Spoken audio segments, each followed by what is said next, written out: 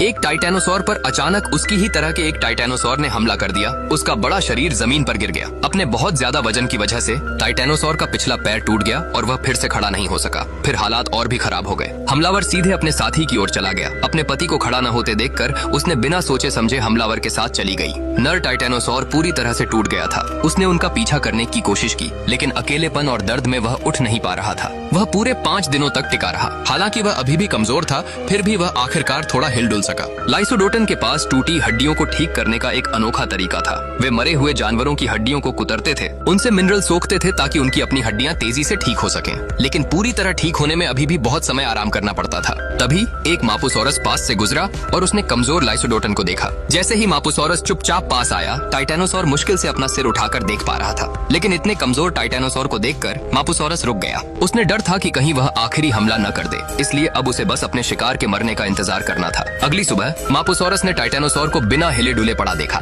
जैसे ही वह दावत खाने वाला था, टाइटेनोसॉर अचानक जाग गया और उसने मापुसोरस को जोर से धक्का देकर दूर धकेल दिया। टाइटेनोसॉर को काफी आराम मिल गया था और वह पूरी तरह ठीक हो गया था और एक बार फिर खड़ा हो गया। यह टाइटेनोसॉर बहुत बड़ा लग रहा था और उसकी डरावनी मौजूदगी ने मापुसोरस को दोबारा उसके पास आने की हिम्मत नहीं करने दी। उस समय टाइटेनोसॉर के दिमाग में बस एक ही बात थी, बदला। आइलैंड बहुत बड़ा नहीं था, इसलिए उसने पैरों के निशान और खुशबू से जल्दी से अपने चुराए हुए साथी को ढूंढ निकाला।